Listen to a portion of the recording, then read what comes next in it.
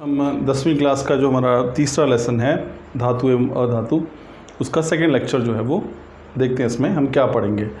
तो आज का जो हमारा टॉपिक होगा वो होगा अधातु यानी कि नॉन मेटल्स में। इससे पहला जो हमारा जो पहला लेक्चर था उस पर हमने पढ़ा था कि धातुएं जो हैं वो होती क्या हैं। धातुओं के भौतिक गुण हमने पढ़े थे कि वो धातुएं जो हैं वो तन्य होती हैं, आघात वर्धनीय होती हैं, कठोर होती हैं, उनका गलनांक उथनांक जो है वो उच्च होता है, उनमें धात्विक चमक पाई जाती है, वो ध्वनि उत्पन्न करती हैं। तो ये सभी हमने जो है टॉपिक वहाँ पे पढ़े थे। अब उसके विपरीत हम अब बात करेंगे अधातुओं की। तो देखियो अधातुओं की अगर हम बात करें तो अधातुएं जो हैं, हमने वहाँ पे धातुओं की परिभाषा में पढ़ा था कि धातुएं जो थी वे तत्व थी जो कि जिनके बाह्यतम कोश में 1, 2 या 3 इलेक्ट्रॉन पाए जाते हैं और वो इलेक्ट्रॉन क्या करती हैं, खोकर या त्याग कर धनायन बनाती हैं। ये उसके उल्टा है। अधातु जो हैं वे तत्व हैं जिनके बाह्यतम कोश में कितने 4, 5, 6 या 7 इलेक्ट्रॉन्स पाए जाते हैं।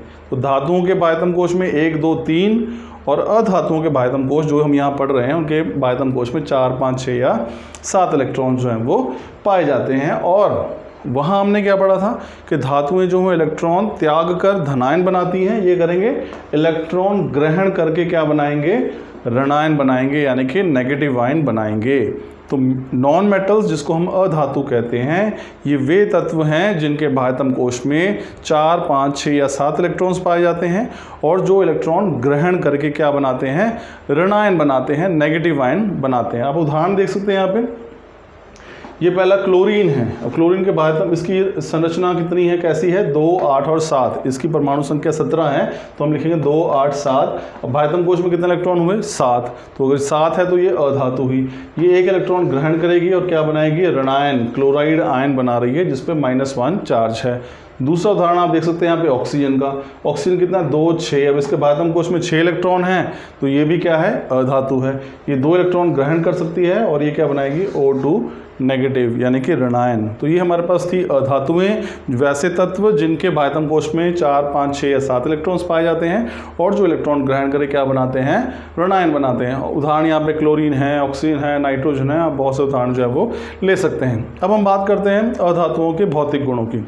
अब देखिए जो अधातु गुण है, सबसे पहले ये है कि हमने इसकी तुलना अगर आप करेंगे जल्दी समझ जाएंगे। धातु की हमने बात की थी कि धातुएं जो हैं वो ठोस होती हैं, लेकिन अधातुएं जो हैं यानी कि नॉन मेटल्स जो हैं वो भंगुर होती हैं। भंगुर यानी कि ब्रिटल।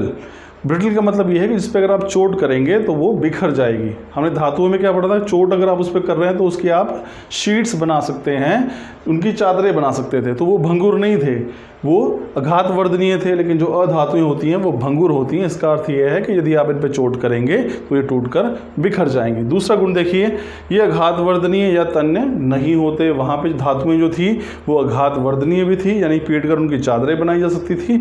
वो तन्य भी थी क्योंकि वहाँ पर खींचकर उनको तारें भी बना सकते थे हम उनकी।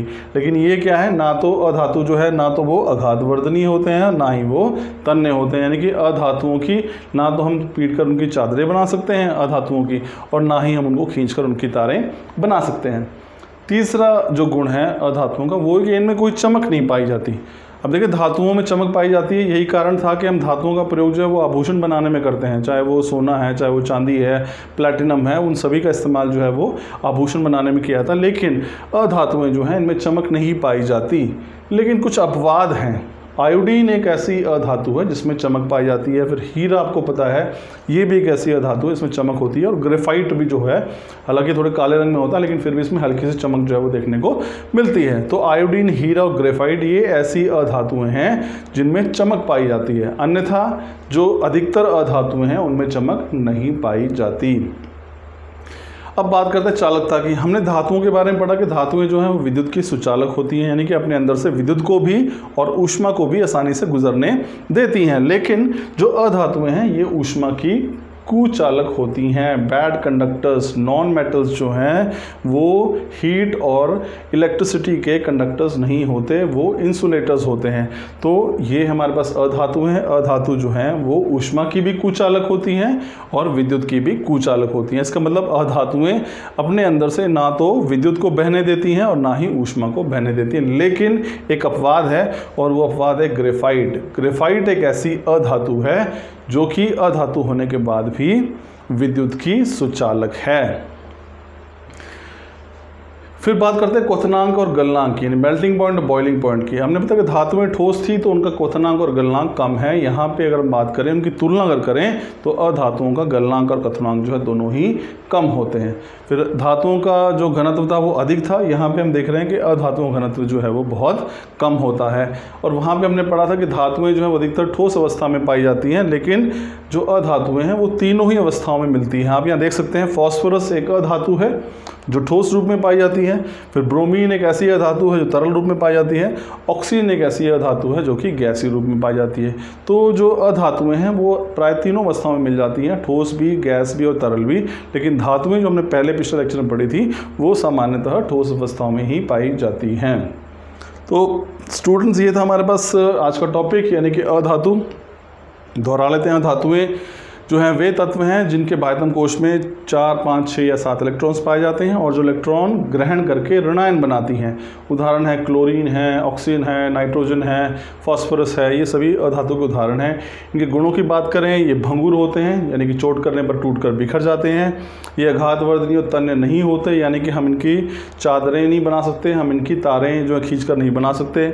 इनमें चालकता जो है वो चमक नहीं पाई जाती, लेकिन हमारे पास आयोडीन, हीरा और ग्रेफाइट ऐसी धातु हैं जिनमें चमक पाई जाती है।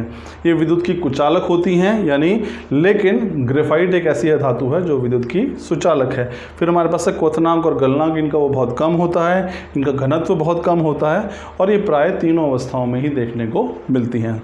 तो स्टूडेंट्स, ये था हमारे पास आज का टॉपिक अधातुओं के गुण और उनकी परिभाषा। Thank you.